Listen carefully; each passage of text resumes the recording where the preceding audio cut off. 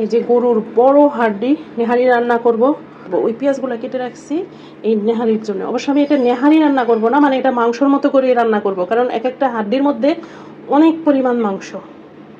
এই যে এগুলো এখনো ভালোভাবে পরিষ্কার করা হয় নাই, এগুলো পরিষ্কার করতে হবে আরো ভালোভাবে, তারপরে এটা রান্না করব একদম সবার শেষে। খাওয়া দেখছেন, হট হট মনির মা সব দিক দিয়ে পারফেক্ট আছি, বুঝলেন নাই? খালি যে শরীরের স্বাস্থ্য নষ্ট হয়ে গেল। মানে নেহারির মাংসটা এখন ভালোভাবে ধুয়ে নিতে হবে, মানে প্রচুর। এই নেহারির হাড্ডিতে কিন্তু প্রচুর গুঁড়া গুঁড়া হাড্ডি থাকে, যেগুলা আপনারা যখন নেহারি রান্না করবেন, রান্নার পরে দেখবেন যে ঝোলের নিচে পড়ে থাকে, আর দাঁতের নিচে পড়লে সাংঘাতিক ব্যথা। হ্যাঁ, ঠাস করে একটা কামড় লাগলে অনেক সময় দাঁতেরও ক্ষতি হয়ে যায়। এর জন্য আমি এই ইয়েগুলা হাড়গুলা এত সুন্দর করে আমি বেছে নিব। ওই যে ছোট ছোট গুঁড়া গুঁড়া হাড্ডিগুলো যে লেগে থাকে মাংসর মধ্যে, তেলের মধ্যে লেগে থাকে, সেগুলো আমি একটা একটা করে বেছে নিব, যেন একটা ছোট গুঁড়া হাড্ডিও না থাকে। কারণ ঝোলের মধ্যে যদি একটা গুঁড়া হাড্ডি থাকে, আমার কাছে সেটা ভালো লাগে না। এর জন্যই আমার কাজে এত সময় লাগে। প্রত্যেকটা কাজ আমি অনেক যত্নের সাথে অনেক সময় নিয়ে করি। এই যে এইভাবে না হলেও এটা 4-5টা ধোয়া দেব, তারপরে আমি বসে বসে এটা বাছবো, বটি দিয়ে কেটে নিব, ময়লা টয়লা থাকলে সেগুলো কেটে নেব, তারপরে আমি এগুলো হয়েছে রান্না করবো। আর এই সম্পূর্ণ প্রসেসিংটা করতে আমার অনেক সময় লেগে যাবে। এই যে সব রান্না শেষ, এখন আসলাম এই গরুর হাড্ডিগুলো রান্না করতে। কারণ আগেই বলছিলাম এগুলো বাছাবাছি করতে অনেক সময় লাগবে, গুঁড়া গুঁড়া হাড্ডি থাকে না। আর আমি যেমন তেমন ভাবে রান্না করে ফেলতে তো পারবো না। রান্না করার থেকে রান্নার প্রসেসিং করতে আমার বেশি সময় লাগে, এই সব কিছু রেডি করতে বেশি সময় লাগে। অবশ্যই এটা নেহারি বলতে কি মাংসের মতোই হবে রান্নাটা। মনে হয় দেন পেঁয়াজটা দিয়ে দেন, পেঁয়াজটা দিয়ে দেন, অর্ধেক দেন, পরে আমি আন্দাজ করে আবার দিব না।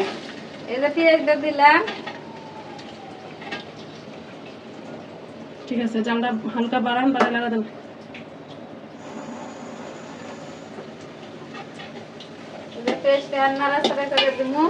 পরে যদি পেঁয়াজ লাগে পরে আবার আমি দিয়ে দিব।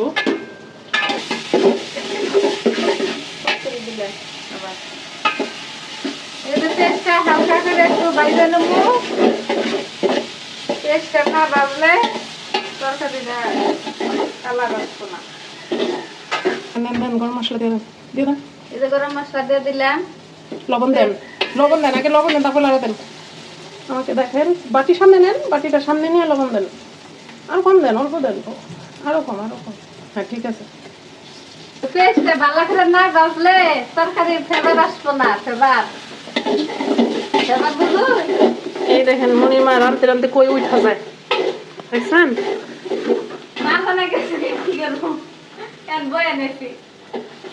মনির মা পাহাড়ে উঠা নেহারি রান্ধে। মনির মা পাহাড়ে উঠে নেহারি রান্ধে। পাহাড়ে উঠে নেহারি ভাগ করতেছি, নেহারি গরুর মাংসের নেহারি। এই যে নেহারি, এই যে কত বছর আড্ডি দিয়ে নেহারি রান্ধতেছি।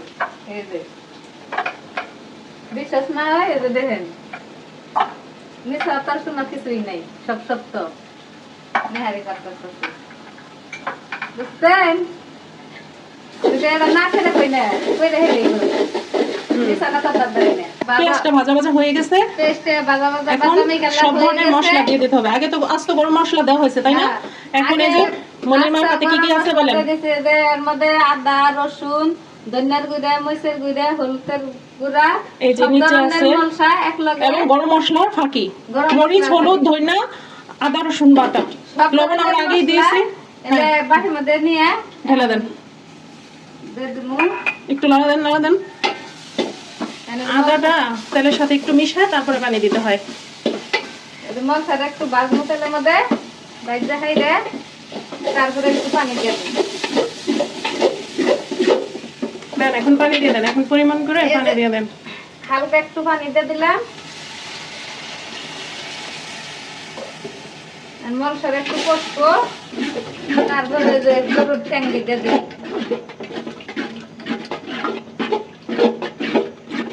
মশলা না কষলে তরকারি মজা লাগবে। মশলাটা খুব ভালোভাবে কষানো হলে তারপরে গরুর হাড্ডিগুলা দেওয়া হবে। মশলাটা হয়ে গেছে, এখন মাংসটা দিয়ে দিব। আপনি পিছনে থেকে আপনি পাতিল লেগে ফেলেন না। মশলা কষানি শেষ, দিয়ে দেন, হাড্ডিগুলো দিয়ে দেন। এনে যে মাংসটা দিয়ে দিলাম।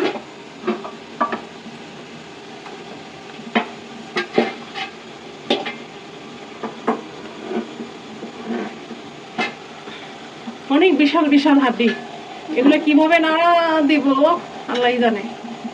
ওইভাবে নাড়া দেন বাবু, রান্না জানলে সবটাই ভালো হয়, আর না জানলে কিছুই ভালো হয় না।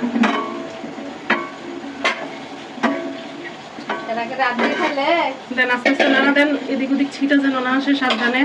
আর না পারলে থাকবে, শুধু উল্টাই দিতে হবে, এমনি তো নাড়াচাড়া করা যাবে না, উল্টাই উল্টাই দিতে হবে। আচ্ছা ঠিক আছে ঠিক আছে ঠিক আছে, এগুলো ই করা যাবে না, পাতিল টাতিল একদম বেকাতারা হয়ে যাবে। একবারে পানি ঢেলে দিব নাকি?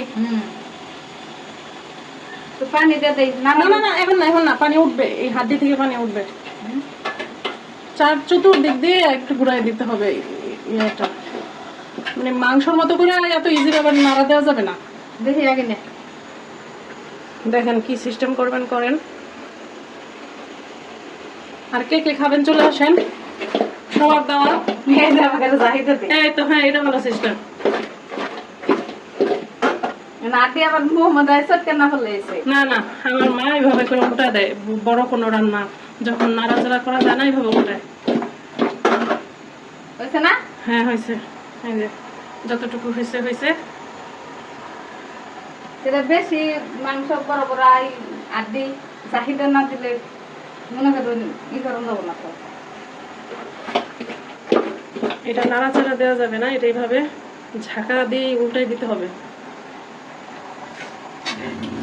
ওকে, আস্তে আস্তে সিদ্ধ হতে থাক। আবার পরে দেখা হবে আধা ঘন্টা পরে। হুম, আধা ঘন্টা পরে এই যে হাড্ডিটা আমরা কোনো রকমে নাড়াচাড়া দিলাম, এখন পানি দিয়ে দিতেছি। দেন পানিটা ঢেলে দেন, একটা ফাঁকা জায়গায় দেন, না তো ছিটা মুখে টুখে আসবে। ফাঁকা জায়গায় দিতেছি, আমার এত হিটাইতে লাগে না, মনিমার শিখাই দাম লাগে নাকি? মনিমা সব জানে, সব বুঝে, সব সব পারে। বুঝে। হ্যাঁ ঠিক আছে, কিন্তু ওইদিকে এই যে দেখেন মনিমায় যে কি বুঝে, এই যে দেখেন এদিকে এই যে বাপ করে যেতেছে, এটা কিন্তু আমি না বললে জীবনও জাল কমাইবো না, কইরেই যাবো। হ্যাঁ, এখন একটু হালকা একটু নাড়াচাড়া করে দেখাই দেন আপনার দর্শকদেরকে কত বড় বড় হাড্ডি রান্না করতেছেন আপনি। নুসনিটা আবার ভিতরে ঢুকাই দিবেন না কিন্তু। না, এত এহারে মাথা নষ্ট। শুধু নিচে নাড়া দেন। এই যে হাড্ডি পানি দিয়ে দিছি, এখন হাড্ডি উপরে জাগাই দিলাম। এই যে সবাই দেখেন কি সুন্দর হাড্ডি পাক করতেছি, বড় পাতির, বড় খুসুনি, বড় হাড্ডি।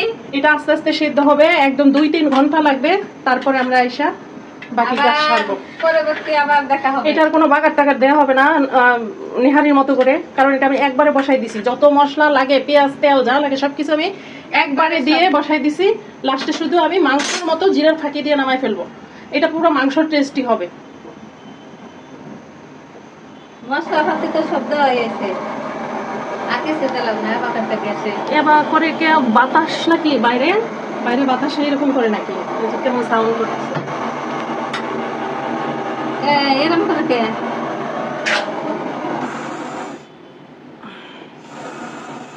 নাইমা জান, শরীরে কিন্তু তাপ লাগবে। না না করি আবার আগুন ধরলে বাগুন ফোরাইয়া তেজ লাগি জমগা। আবার গেছে কারেন্ট। দিলি খালো কে? ওকে, আবার পরে আসবো নে। এখনকার মতো এখানেই সমাপ্ত। Bye bye, tata. আবার তরকারি পাকাবো, খামো, তখন আবার দেখাবো। এই নয় ধরে ধরে জায়গা। আমার জামাই লাগে, আমি ধরবো না। আমার জামাই দরকার। এদিক কি পাওয়ার দেখছেন, হট হট মনির মা। সব দিক দিয়ে পারফেক্ট আছি, বুঝলেন নাই? খালি যে শরীরের স্বাস্থ্য নষ্ট হয়ে গেল। এই যে বড় সমস্যা। খালি কি হয়েছে? শরীরের স্বাস্থ্য নষ্ট হয়ে গেছে গা। সব দিক দিয়ে পারফেক্ট আছে, শুধু শরীরের স্বাস্থ্যটা নষ্ট হয়ে গেছে গা। এটা পারফেক্ট না থাকলেও চলে নাকি? হ্যাঁ, কিন্তু এটাই মেন, শরীরটাই মেন, আর সেইটাই আপনার নাই। দুদিন ভালো কথা তাহলে বের আছে এই কোন দা এই কি না হিন্দা বলে কি বললাম। হ্যাঁ, ওকে, আল্লাহ হাফেজ। এই যে গরুর হাড্ডিগুলো মনে হয় হয়ে গেছে। আমি এখন জিরার ফাঁকি দিয়ে দিব। বাইরে অনেক বৃষ্টি হইতেছে।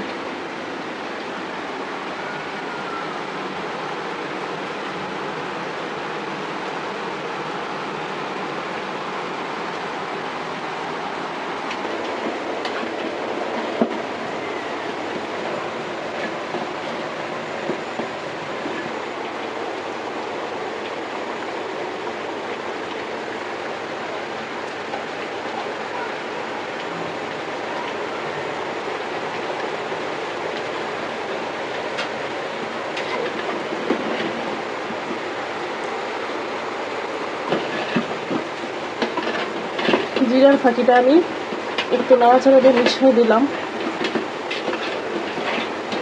যে রান্না প্রায় শেষ। এখন এটা নামায় রাখবো, রাতে আবার একবার জাল হবে, তখন সুন্দরভাবে এটা পুরোপুরি হবে। আর বাইরে দেখে প্রচুর বৃষ্টি হইতেছে। যখন রান্না শুরু করছিলাম তখন বাইরে রোদ ছিল, আর এখন অন্ধকার করে বৃষ্টি হইতেছে।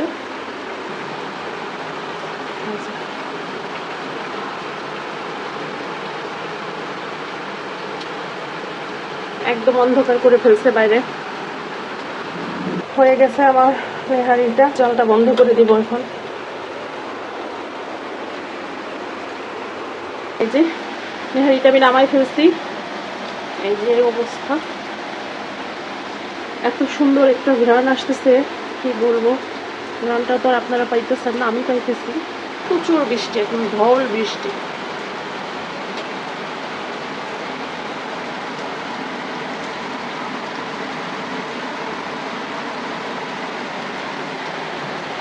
সবাই ভালো থাকবেন। আল্লাহ হাফেজ।